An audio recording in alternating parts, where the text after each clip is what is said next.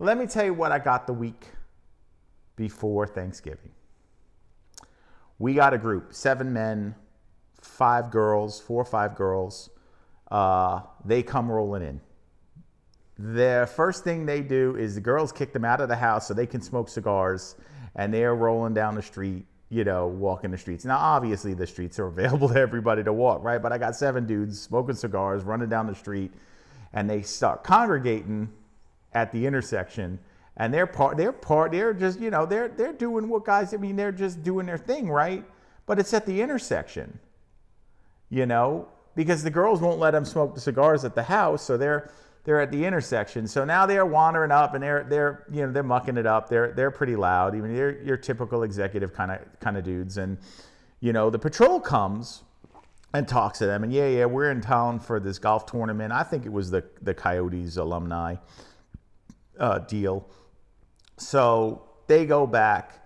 Now what ensues is about 4 days, solid 4 days, 5 days. Mm-hmm. They are here to party. I'm telling you. So they Uber. Now, it maybe not their fault, but I got Ubers coming the wrong way down the traffic circle. I got these guys coming and going. They're coming back in at 12:30, 1 o'clock, and they're loud.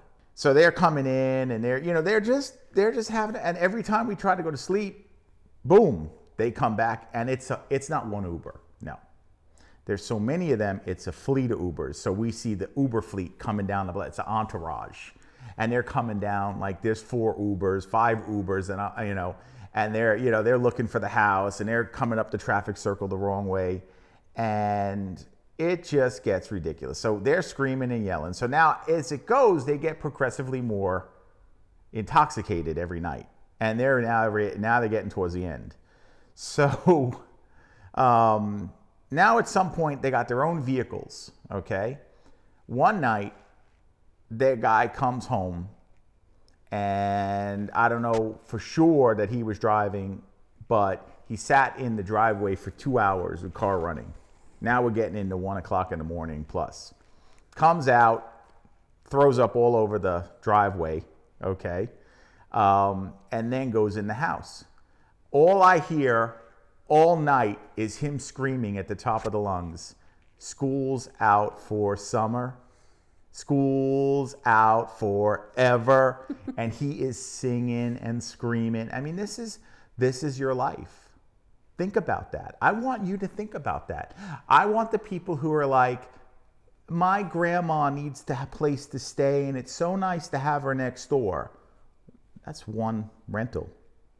That's not 4 days, 4 days, 4 days, 4 days, 4 days, 4 days in a month. How many times can you break the month up? So, your grandma wants to stay. I appreciate that. But, do you want to have grandma for one weekend at the holidays and, 14, 15 adults who are here to party, and don't care? And the neighbor, my neighbor walked up to them and said, "Hey man, you guys are out here, you're throwing up on the driveway." One of them was urinating in public. I saw him clear as day, just right there in the middle of the front of the house. Circle, yeah. Right in the traffic circle, just peeing right in the middle of the street. Didn't care, just right out there. And the neighbor walked up to him, and they tell you, "Hey, if you don't like it, go in your house. Mm-hmm. It's not your business. Go in your house." I paid $4,000. I paid $5,000. We got rentals coming up $2,000 a night during waste management. What do you think we're going to get? Yeah. What are we going to get? What kind of entitlement? What kind of, your community is our playground and we own this place? Are you going to get at $2,000 a night? Think about that. So they, one of them broke their leg during the trip. And I think that nothing embodies Airbnb, short-term rental, like a partier with a broken leg sitting in front of his vomit, waiting for the Uber to take him back to the airport. So you say to yourself, all right, I hear you, right? I hear you. You say that, right? And you say, I see the comments on Nextdoor, and you say, well, Airbnb will handle that. The association can handle that. The short-term rental management companies don't want that kind of trouble. But let me tell you what it says, and you could look it up. If you find the house, you could look it up. They gave them a refund. They painted us as peepers. Now, you have to understand, if I walk past the window, you see me.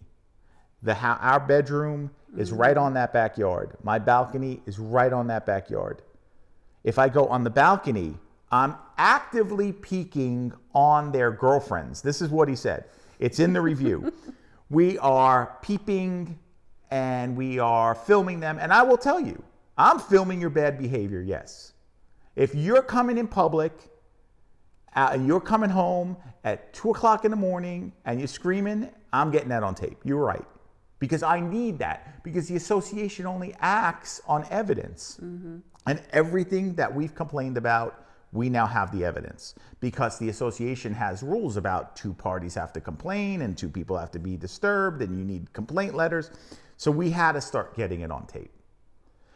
But I don't care to be actively peeking on anybody, but that's what it says. So if you read the review, the creepy neighbors actively peeped on us and were filming us, and you have to be quiet as a church mouse or the crazy grumpy neighbors will complain.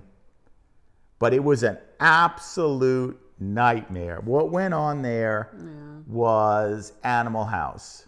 I mean, I would characterize it. I mean, it was just, they came in drunker and drunker and drunker. And, God forbid these people driving through your neighborhoods.